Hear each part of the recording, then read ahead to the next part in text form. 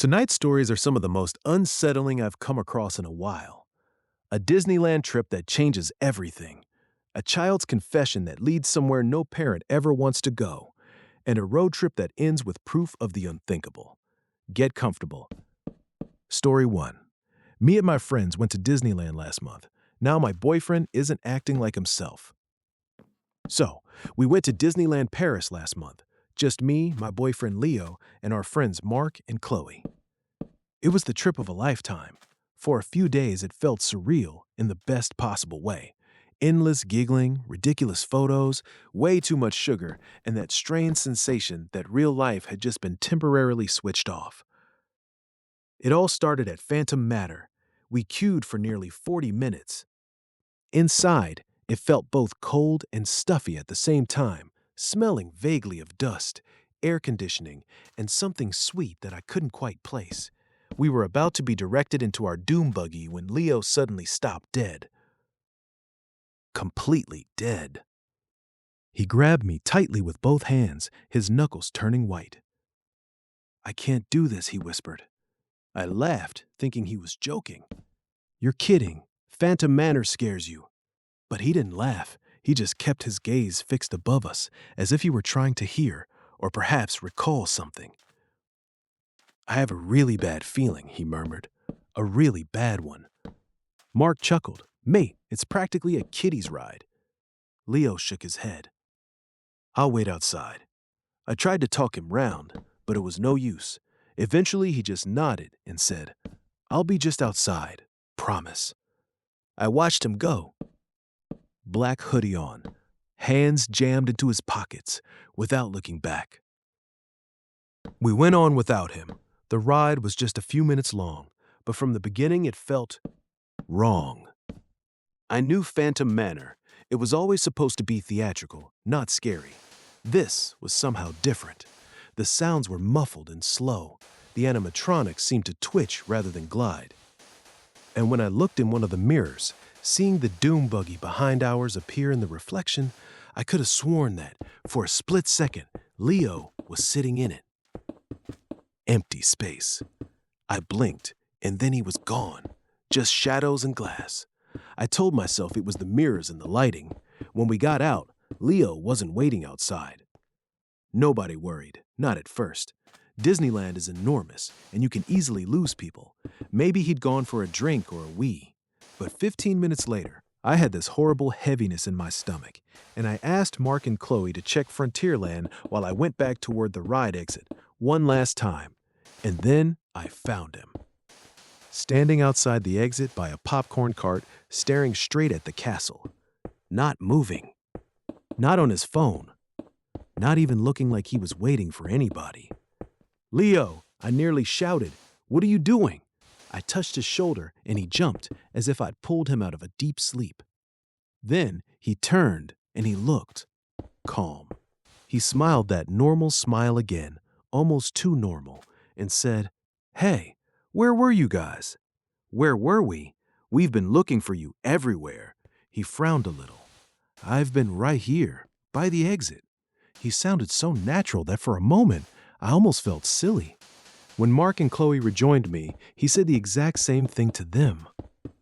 "I've been right here," but that's not what frightened me. It was the fact that he sounded so perfectly rehearsed, as if he were repeating lines from a play he'd learned an hour ago. Still, the rest of the trip was fairly normal, or so I thought at the time.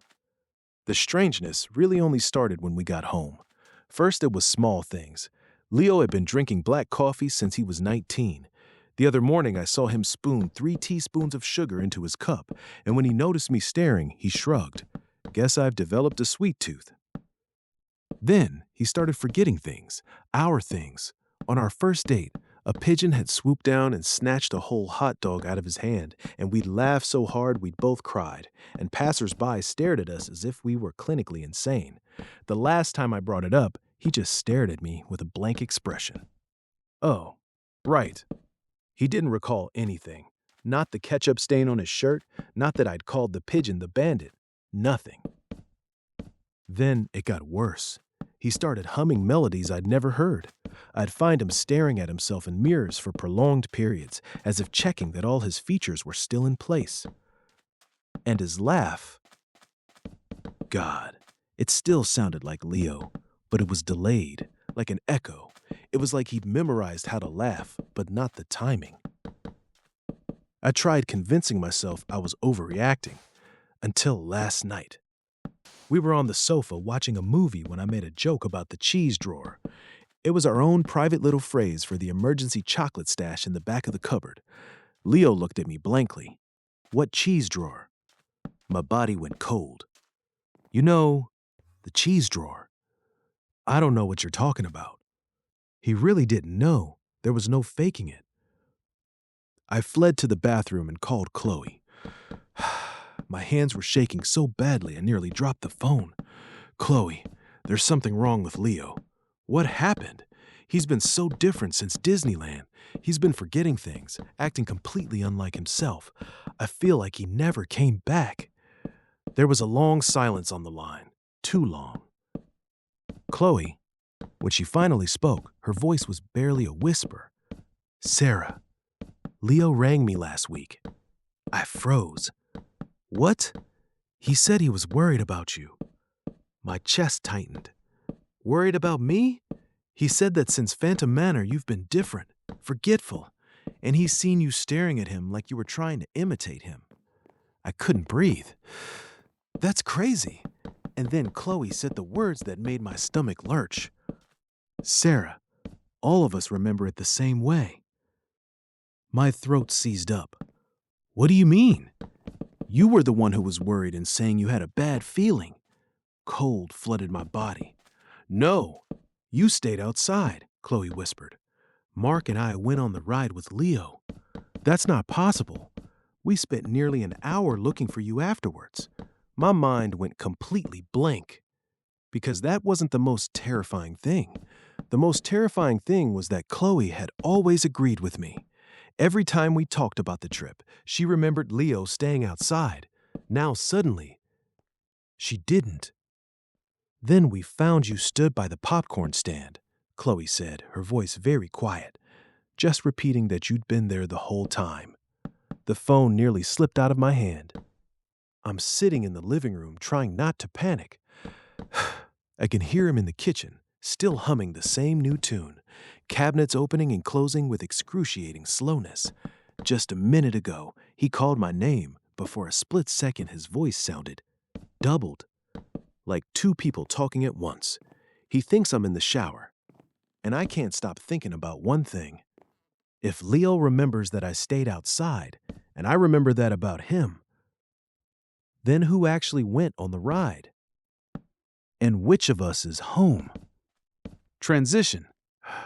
I genuinely don't know which version of events is real, and I don't think I want to.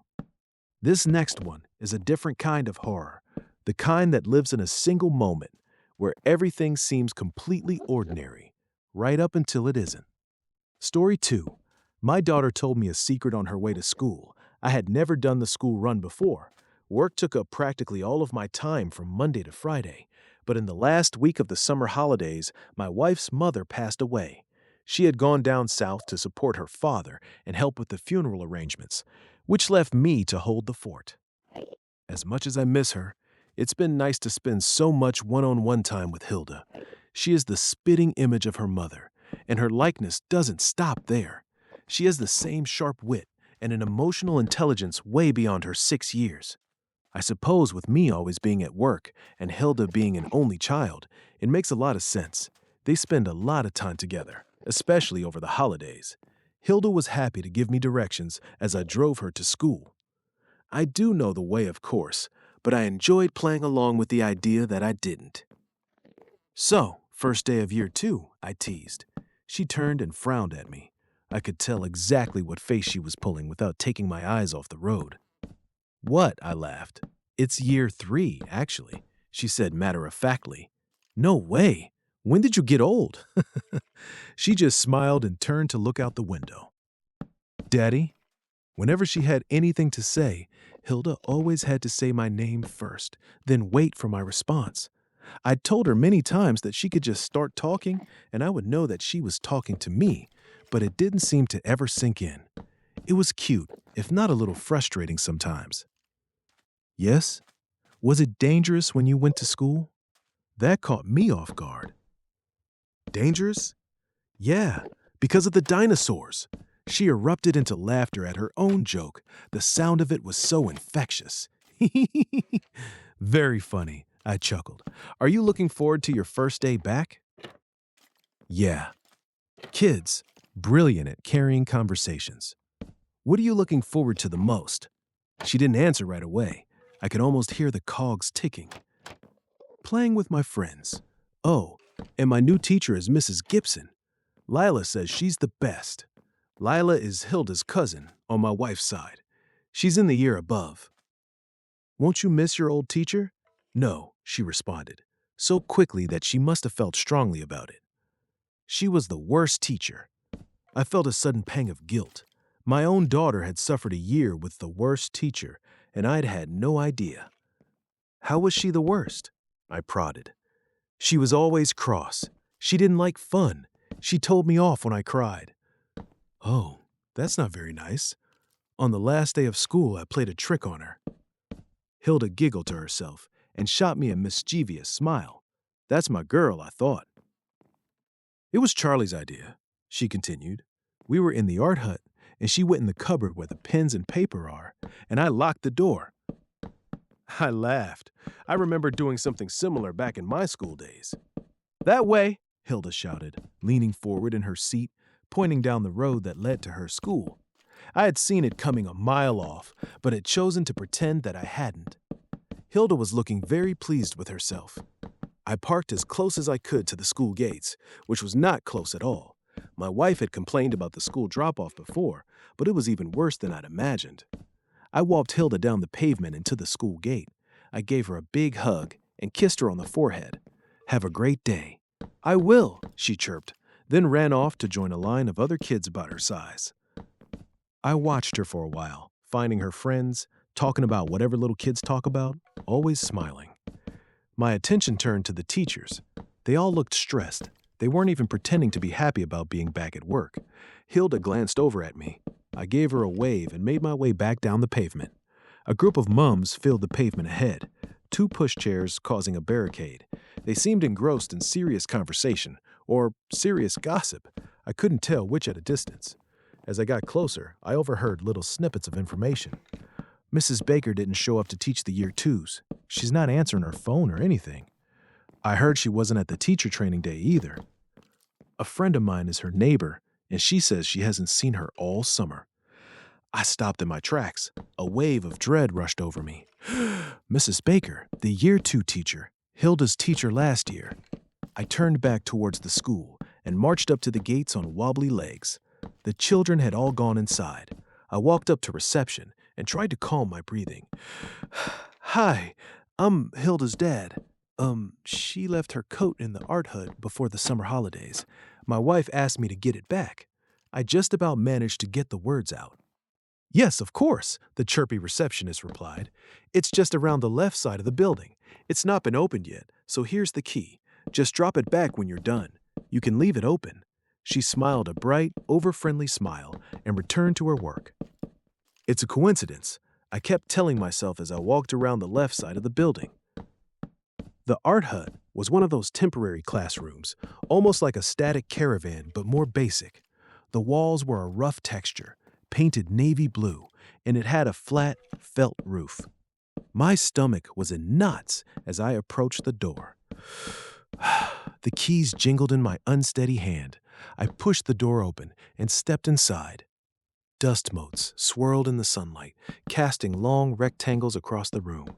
My eyes swept about the place, then focused on the desk. A handbag sat upon its surface. Hilda's words echoed through my mind. I played a trick on her. I locked the door. Long places. My heart raced as I looked to what I assumed was the storage cupboard. I walked slowly towards it, my feet barely leaving the floor, my mind expecting the worst and trying to reassure me at the same time. I tried the door. Locked. Please, no. I whispered to myself. I turned the latch. The door swung open by itself. The sound came first, the wet thwack against the carpet. Then the smell. I leapt back, gagging, covering my face with my hands as my breakfast sprayed out from between my fingers. As much as I didn't want to look, I couldn't look away. She was curled in a ball, holding her knees to her chest. I guess she had been leaning against the door. Her skin was brown and leathery, wrapped tightly around her bones. Her white summer dress was stained with large, wet blotches of yellow and brown. She was dead because of my poor, sweet, innocent Hilda. A childish joke with severe consequences. I sobbed uncontrollably as I burst back outside. What would I say? What would it do to Hilda if she ever found out? If I tell the truth, everyone will know. If I lie, if I just so happen to discover the body while looking for Hilda's coat, then what? It wouldn't take long for questions to be asked. Who locked the cupboard? I don't know what to do. I don't know what to do. I don't know what to do. Transition. That's the one that stayed with me longest. A 6-year-old, a locked door, and a whole summer. I don't envy that man for a single second. The last story tonight is longer and stranger, and by the end of it, you'll understand why I saved it for last. Story 3. I found a video rental store in a small town. What was on the tape shattered my family. I've always wanted to make this trip.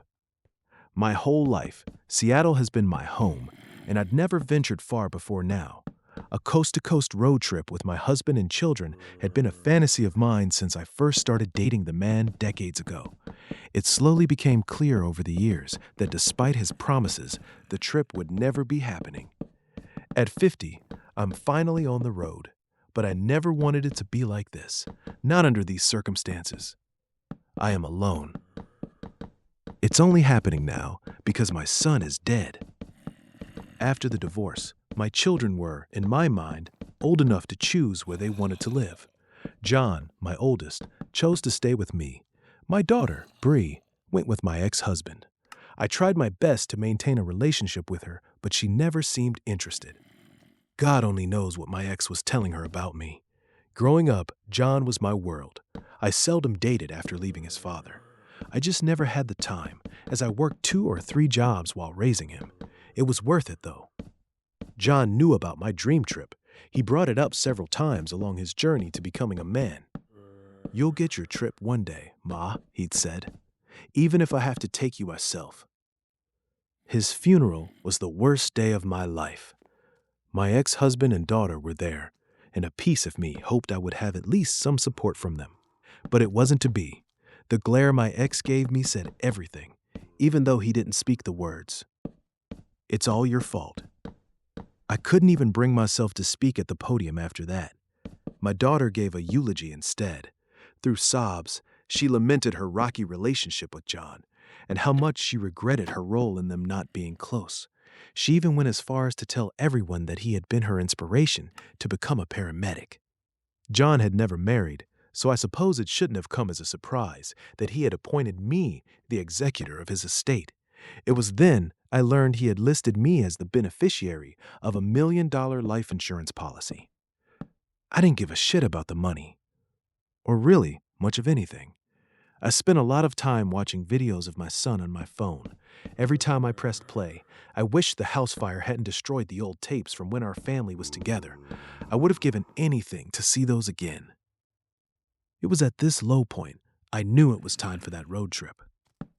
It started off normally enough. I made the usual tourist stops, as well as many off the beaten path. It wasn't until the Midwest that the problem started. I won't name the state, just in case. I had been driving long enough to not remember what time I had started that day. The sun had long since set when my low fuel warning pinged from the dashboard. The timing was perfect, as I could barely keep my eyes open. I pulled off at the first exit I saw that listed a gas station and slowly followed an empty road for miles towards a promised town. Johnstown. Seeing the name made my spine shiver, but a glance at the gas gauge decided the matter for me. After several uncomfortable miles, The lights of a gas station appeared along the main road into town. As I pulled up to the pump, I noticed the absence of a credit card reader.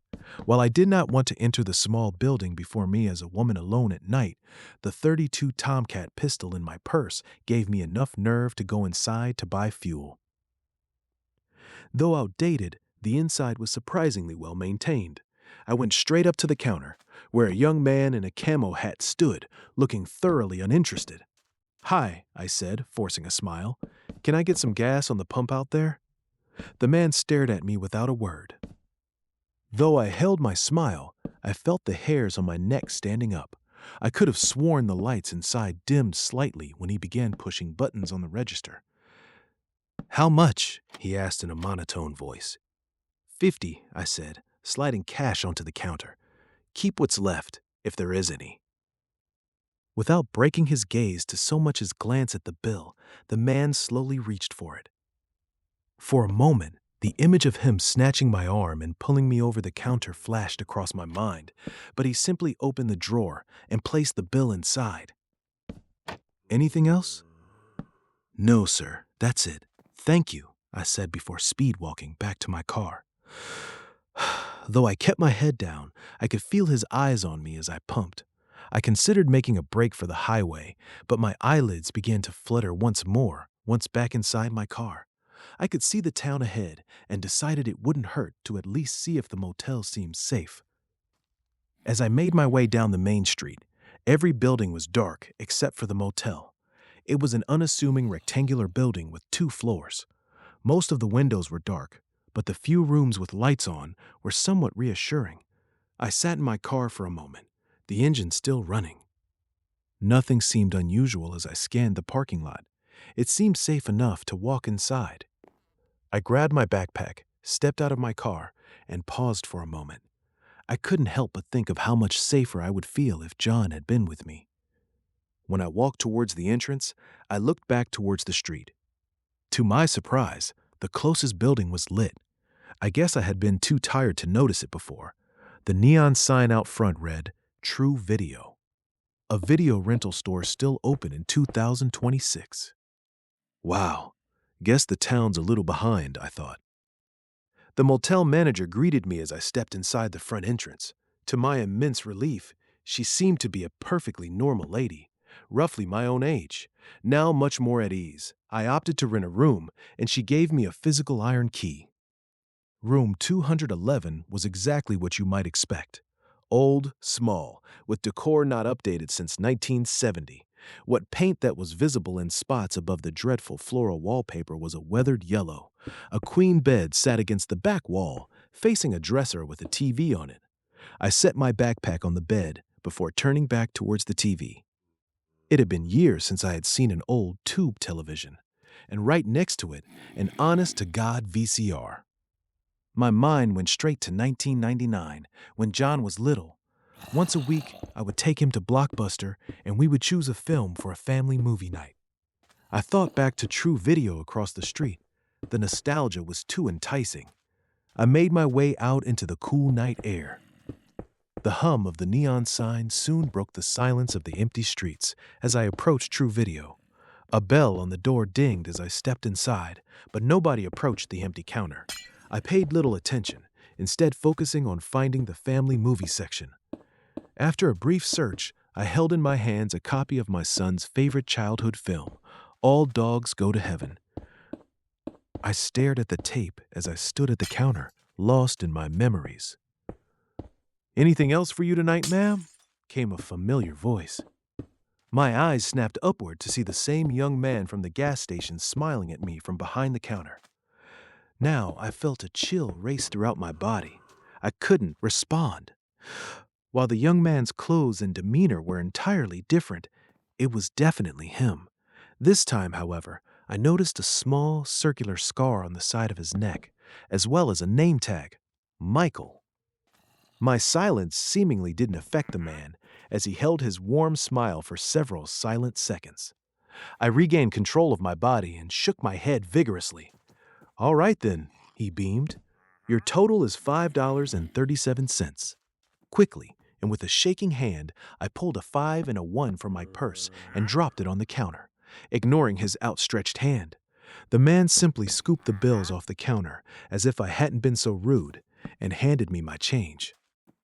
"Thank you for your business, ma'am," Michael said cheerfully. "Have a wonderful evening." I hurriedly left without a word, tape in hand.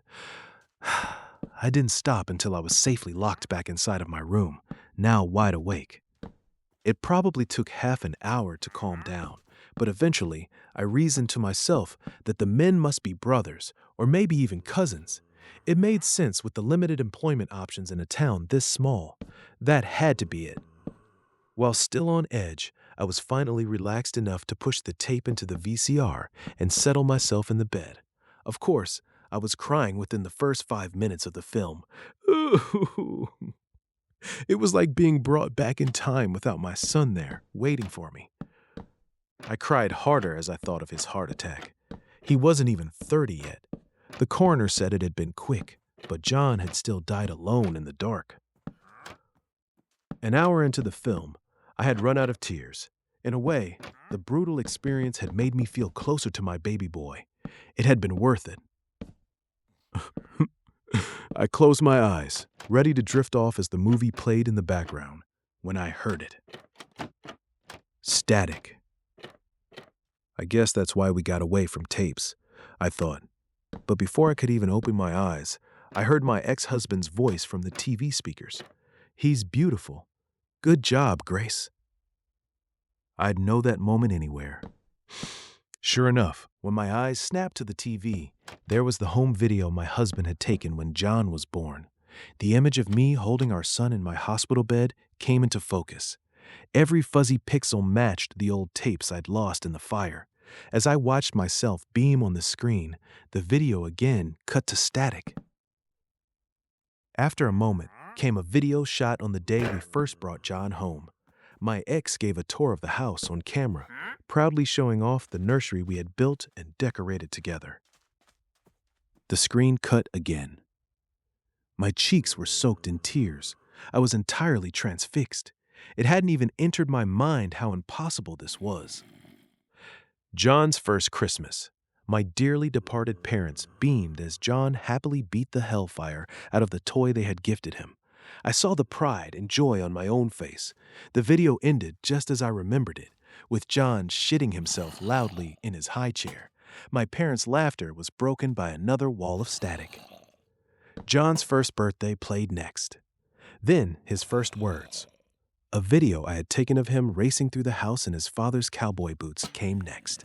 Then the day his sister Brianna was born. 3-year-old John grinned ear to ear as he held his little sister. The scene played out just as I remembered, but there was one difference. And that difference became a recurring theme.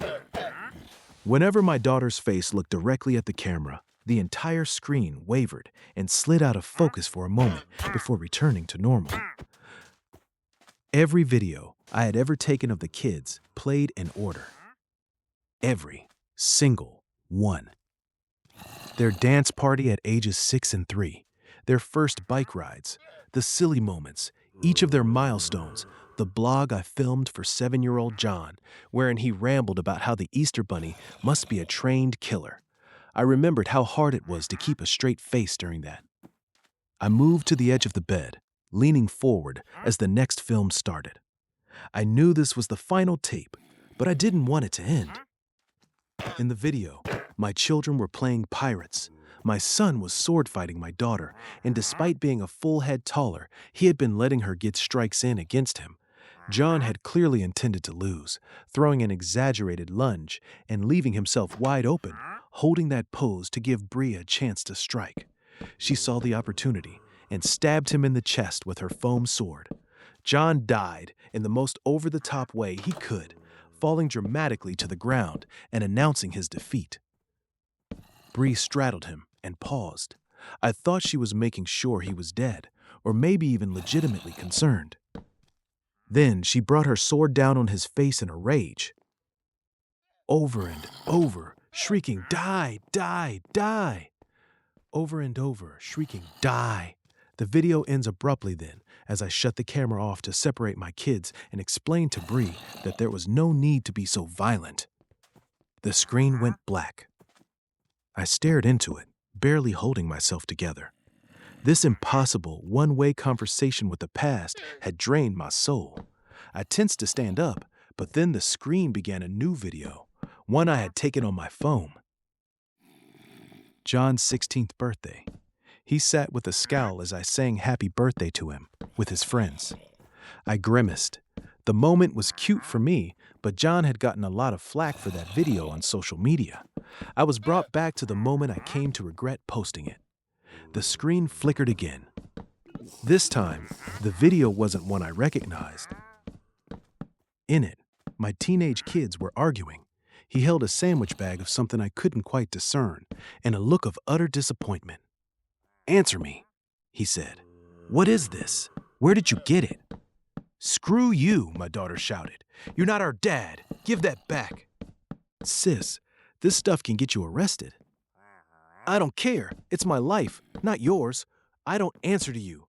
I'll tell Mom if you don't tell me where you got it right now." "Go ahead," Bree shouted. "I don't give a fuck what Mom thinks. Dad won't believe either one of you anyway." At this, John winced. The camera zoomed in on his face. He looked helpless. "I just don't want you to lose everything," he said quietly. "I'm not gonna, you idiot," she screamed. "You think I've never done this stuff before? I'm gonna party if I want, and you can fucking deal with it." Before I could acknowledge the frozen brick that had fallen into my gut, the video changed again. It was the home I shared with John after the divorce. The shot came from somewhere across the street. The house was dark, and nothing seemed amiss. Then, an orange glow appeared in one corner of the house. The fire.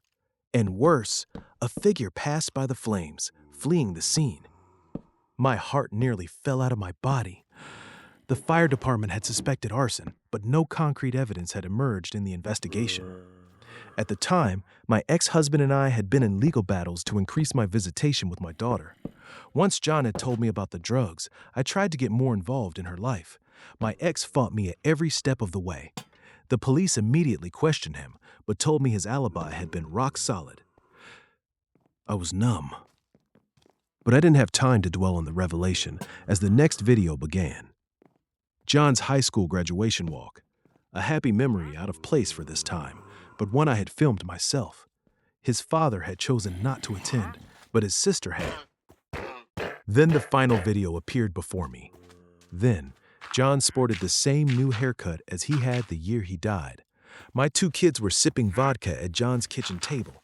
Things had been strained between them for at least a decade, but my daughter had grown up quite a lot after she moved away from my ex and his influence. It was nice to see them getting along.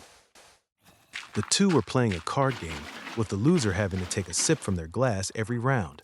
My daughter pounded down the last drops and excused herself to refill her glass.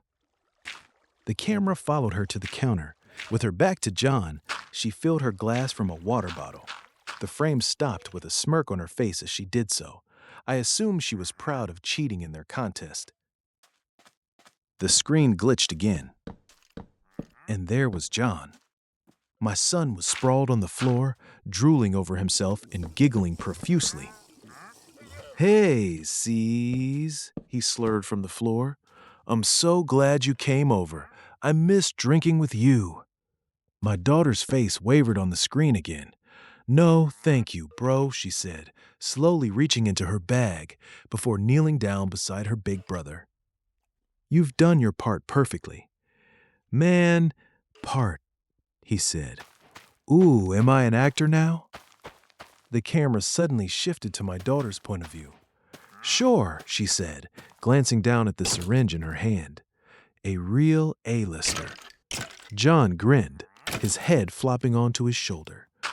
"I'd like to thank the Academy for," he started, but the alcohol had taken its toll. My heart thundered as I watched Bree take the cap off the syringe. "I've got you, bro," she said soothingly. "Just sleep." I watched helplessly as whatever she gave him took effect. I saw my son cough, convulse, froth at the mouth, and die, reaching out to his sister for help the entire time. "That bitch'll get the money," Bri whispered after John stopped moving. "I'm sure of it, but I'll figure something out." The screen abruptly went black. The VCR ejected the tape. Long pause. Tears flowed freely as I came to terms with the horrors I had just seen. I sobbed in the darkness of my hotel room for several minutes. I snatched the tape from the VCR and sprinted out of the room. As I reached the bottom of the stairs, my eyes shot across the street to True Video. The storefront was entirely dark. I didn't care if they were closed. I would be getting my answers. I stormed up to the building, but stopped dead when I drew close. The windows were shattered and boarded up from the inside. The neon sign was broken and clung to charred brick by a single rusty bolt, ready to give way at any moment. When I tried the front door, it was unlocked. When I stepped inside the store, I found it completely destroyed. Half the inventory was long gone. What remained was caked in dust and ash. My eyes fell to the counter I had stood at hours earlier. On it, a small television flickered to life. Michael came into focus on the screen. "Get her messages," he said. "She never deleted them. She had help getting the drugs. Her boyfriend also knows she set the fire and will break under pressure. Good luck." When he finished, the TV went dark. I don't know how long I stared at it. It might have been minutes, maybe even hours. When I finally regained my senses, I went straight to the only local I could speak to. Bursting through the motel entrance, I stomped up to the counter and threw the tape down on it. "What the fuck is going on in this town?" I shouted at the manager. "Where did that freak at True Video get this?" When they manager turned ghost white, but said nothing. "When, answer me." She took a deep breath. "What did you see on the tape?" she asked in a voice barely above a whisper. "I saw my daughter," I said as my voice cracked. "I saw her murder her brother." "Did Michael give that to you?" "Yes," I said, raising my broken voice once again. "And what the hell was he doing at the gas station earlier? I want to know what sick game that bastard is playing. I want to know right fucking nut." "Please don't talk about my sons like that," the manager interrupted quietly. She sighed.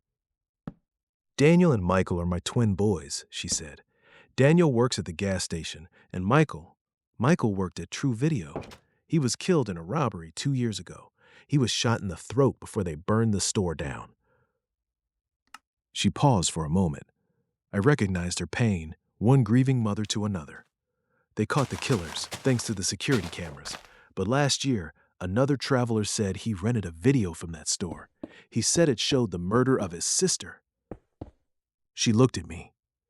"The tape will be blank now," she said. "But Michael was never one to lie.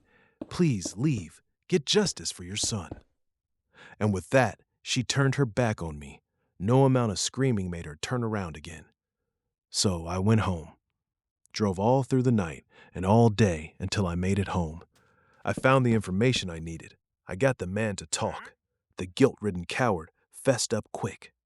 My daughter was arrested and charged with John's murder. Last month, the jury convicted her and sentenced her to life in prison without parole. That same day, a VHS tape appeared on my doorstep. With shaking hands, I pressed play. My son appeared on the screen. He said nothing, but he didn't have to. He smiled gently and waved once before the video went black. My VCR whirred and opened to eject the tape, though nothing came out. But I got the message.